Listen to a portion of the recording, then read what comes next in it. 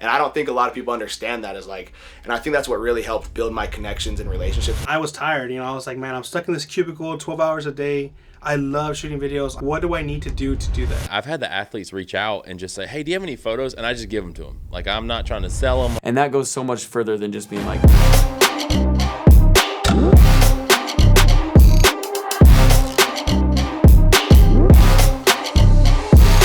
so I've already made a couple of videos about football and sports on my channel already. I wanted to make another video about how to get access to the football games and also just kind of how to film sports at a higher level. And so instead of just me talking about it, I interviewed 3 people who I'm blessed to have in my circle who are crushing it in the sports film and photo game. Pretty much all 3 of these guys put themselves in the right circles of people, and they just made the most of every opportunity that came their way. I'm also making this video because I wish there was something this comprehensive when I started out.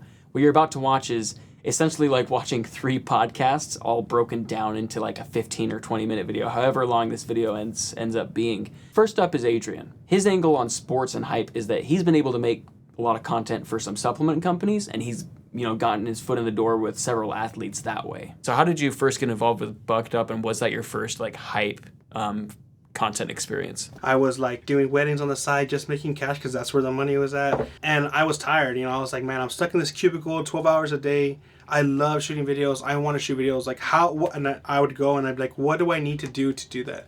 So I would just look up on Indeed every single day and I'd be like, okay, this is the job I want. What is the qualifications? Do I need a bachelor's degree? Do I need more portfolio? What do I not have that I can go and shoot to create, to get my foot in that door? And actually, I was on a Facebook group. This is actually a good advice. If you guys are any local, like, join any Facebook groups, because I feel like you have more connections in there than you ever think of, right? And so I was on like a Utah something group, and this guy posted, say, hey, looking for a full-time videographer, send me a message or send me a reel. So I said, man, like, this is what I want, And I was like, even if it's a pay cut, I'll take it because this is what I want to do. Right. So I, sent the demo reel, and I was like, hoping that they were, there's like 1,000 people in Utah and Salt Lake City that like shoot videos. And so I just sent it in, and then they're like, yeah, can we meet and have a meeting? And it was Bucked Up. I didn't know it was Bucked Up. They just said, looking for a full-time videographer. Then when I walked in, they kind of like introduced me. I didn't really know much about supplements and the whole atmosphere, but I had enough portfolio, like just of like basic video and editing, that they're like, yeah, Next up is Adam. He's currently a creative director for a church in Alabama, but he's had a lot of experience over the years doing just different video work for different companies and different organizations and stuff like that. And one of these companies that he's done work for and still does work for sponsors college football games. And so that's been his angle on how he's kind of gotten into film and photograph some of these games and athletes. I'd always done video my entire life, but what's great is because of that company that I was with, they do a lot of sponsorships. We did the Birmingham Bowl specifically since it's based out of here. We actually have done the Frisco Bowl out in Frisco, Texas. So we have a second franchise that's out there. And so through a lot of that, have done some sports videography and photography. I've posted photos. I tag every athlete from a college level that I take photos of. And I do it because it gets me exposure. What I've noticed is when I do these things, I've had the athletes reach out and just say, hey, do you have any photos? And I just give them to them. Like, I'm not trying to sell them. I'm not trying to do anything. I'm like, yeah, here. And then they share them. They tag me. Their following sometimes is larger than mine. I've gained just exposure from the things that I am capable of doing. And for me, that's really where my focus is showcasing people what I can do, because you would think, well, he's just a church creative director. He probably didn't do this.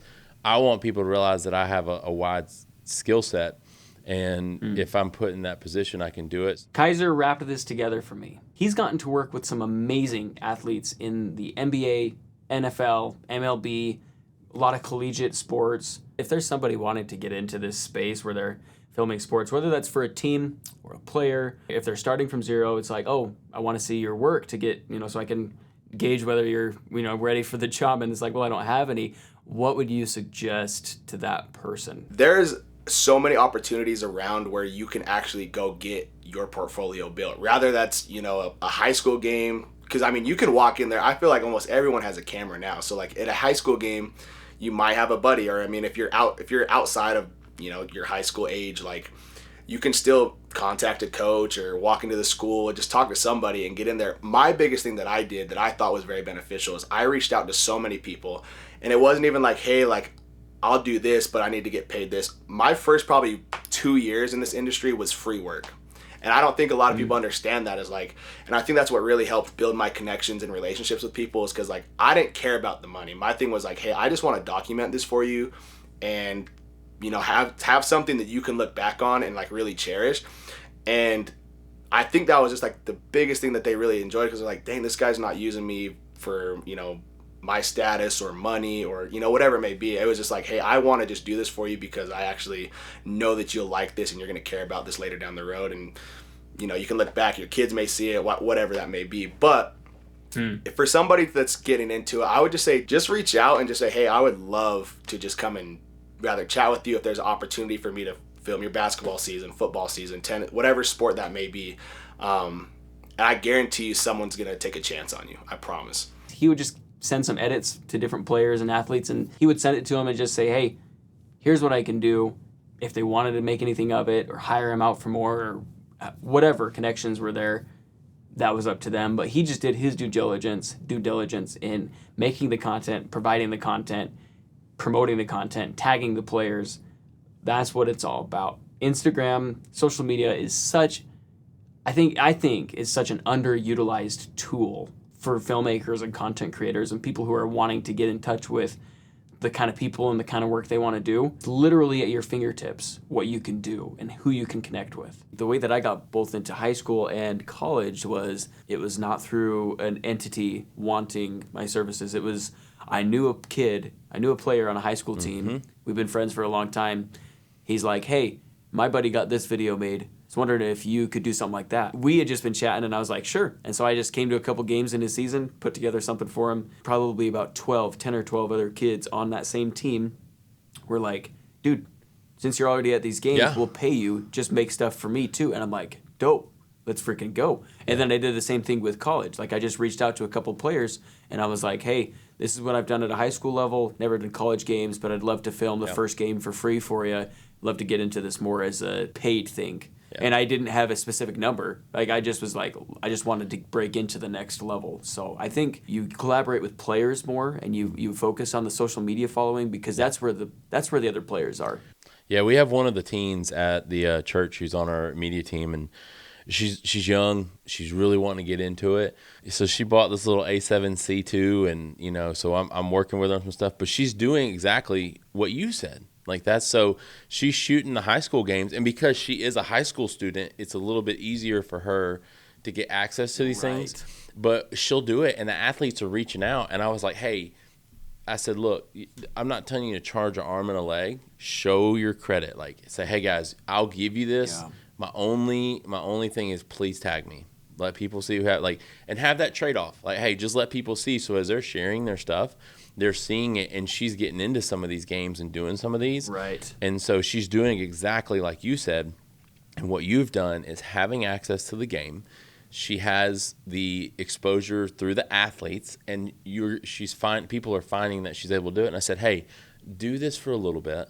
Tell them, like, hey man, I'll give you 5 photos for like $15 or $20, $25, something like that. Take that money, stash it away, so you can start growing and doing more of this photography. But then you're also building your following. So to me, that's a very good path, is to go through the athletes, give them some of your content, let them be your marketing.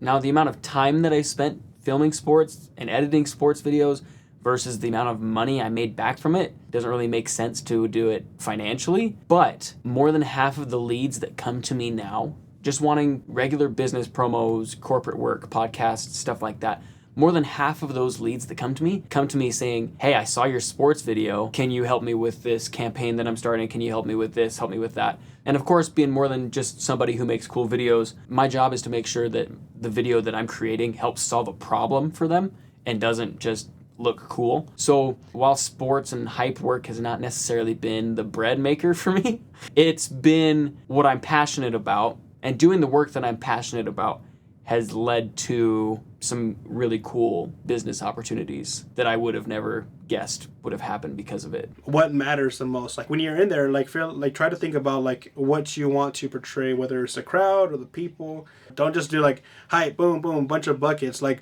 shoot the bucket, show him getting out of a thing, show him stealing a pass, show the coach yelling, and then show somebody shooting a three, and then the crowd going wow. Like there's a whole aspect into that versus just a bunch of the same ending shots, right? I think it's important to make people connect somehow to your work instead of just being like, oh yeah, that's a cool shot or that's a cool series of shots. Make them connect to like a story or make them connect to, I mean, essentially a story. What is the story? Make them to connect to the underdog story that the player's going through, or maybe the coach has brought the team up from nothing, or maybe it's just the story of the single game you're in, or whatever it is. And yeah, just obviously you've got to be, the top of your game, be better than everybody else filming the exact same game, because there's nothing more disheartening than seeing, a dozen other people post footage of that game and you're, the middle of the pack or the worst of the pack. What's something you would say that you've learned from filming something that you love? As a filmmaker, I've learned that not everything has to be so perfect. I feel like as a videographer, you want to get the perfect shot, you want to get the perfect everything, and the perfect lighting, and the perfect look, and you spend so much time critiquing yourself. And then when you start doing content and social media stuff, sometimes like specific things, it pertains to that, but like some specific things like social media, sometimes you don't care. Yeah. You could have shot the same video on a GoPro or like a smaller camera, as long as the message and the people and the collaborations there, I feel like they just want you to post something, Sure. They want to be a part of it. And I feel like I've noticed that like knowing when to go all out and knowing when that it's okay not to, you know what I mean? And being okay with it not being perfect, because I'm always like, oh, that's my name on the line, you know what I mean? It has to be perfect. And I could spend 10 more hours in this video, but is it worth the 10 more hours to do that? Because if I spend the extra time just making another video and shoot another one, everything just passes by. So like, I'd rather go for the next day or the next week and focus on that, So I've learned a lot on just letting things be how they can be, I also learned more about like collaborations and like working with people will help you grow more than you shooting a lot more, right? Like if I can shoot one video a week where I collaborate with somebody, that will grow my following and grow so like that. Another huge lesson from all three of these guys, and this kind of parallels with my story as well, is that they have put in some insane amounts of free work simply to get their foot in the door, or just to do it because they love it and because it was fun and they hope to do more of it. When you're making these videos, let's go with the NBA. When you're making these videos, are you making them for specific players? Like what's the structure of a video? Are you telling the story of a whole game? Is it how one player did in the game? Is it like a season for one team? Or are you just like following wherever the NBA kind of sends you? So in my experience and like what I've kind of been around is like I work with one player, and rather that be like, hey, we're telling a story. So for example, the past year I worked with Larry Markkinen, and then for the All-Star weekend in 2023 I worked with Larry Markkinen. So for the All-Star weekend, it was more like telling a story because it was his first weekend or first All-Star weekend, happened to be in Utah where that was a team he was on. So it was like a really big deal for him. So just being able to like take care and just show the whole process, which he's not a very big social media person. So it's more like for him to just have and like, just for a memory bank. So just being able to show that, and so he can look back on it and be like, man, like I totally forgot about going on Andre Iguodala's podcast, or like I, forgot that like some kid from Finland literally came out. It's just little stuff like that you might forget a couple years down the road. But to answer your question, like it kind of varies. So All-Star weekend was its own thing. In the NBA season, it's a little bit different because you try to tell a story, but sometimes like if the team loses, for example, sometimes they're not going to post that because they don't want to post that, they just lost a game. Like, why would you post that? So maybe they throw a photo up or something of like a highlight. But usually what I try to do is I will quickly mesh out a highlight video just for something that for them to post if they want to, just so they have something, because usually it's so fast of a turnaround. Like they might play that day, fly out the next day, and then they're playing, you know, a day and a half later. So like, you have to get that stuff out so quick, or it's just like as soon as that next game goes, it's like, why would I post something from that game? So it's pretty quick. So the highlights really the easiest, I would say, route to get out. But if you're trying to tell a story of like a game or say like a playoff series, I just remember shooting back when Donovan Mitchell, Royce O'Neal, Rudy Gobert, all those guys were here, like being able to shoot some of the playoff games and just like show them like, oh, you know, like they were down in this game, they lost, but then they came back in game 5, you know, when they got back home and just dominated. So it's just kind of cool stuff that you can see. And I mean, I think it just kind of really depends on the feel and obviously the situation that you're in, because you might be shooting a game that's, you know, game 57 of 82, or you're shooting game 5 or game 6 that's a closeout game for a team. You just have no idea. So I think it just really depends on the situation that you are in and like what you are actually trying to accomplish. So Is there a piece of advice you wished somebody would have told you earlier, or you could tell yourself? Where I'm at now and like the, you know, experience that I've had working with, you know, professional athletes, collegiate athletes, high school teams, it's even crazy to this day, like where people will reach out to you just from seeing you or just even like saying hi to somebody. I think like the biggest thing is like be very aware of your surroundings. Like a lot of the work that I do today that's outside of the sports came from me pre-game at a Jazz game shooting on the sideline. For example, one guy tapped me on the shoulder and was like, hey, like we're sitting right here for the game, like do you mind taking a photo of all 4 of us? Ended up shooting a photo of him, and he got my number, texted me later and was like, hey, like I'm also like a president of sales of this company.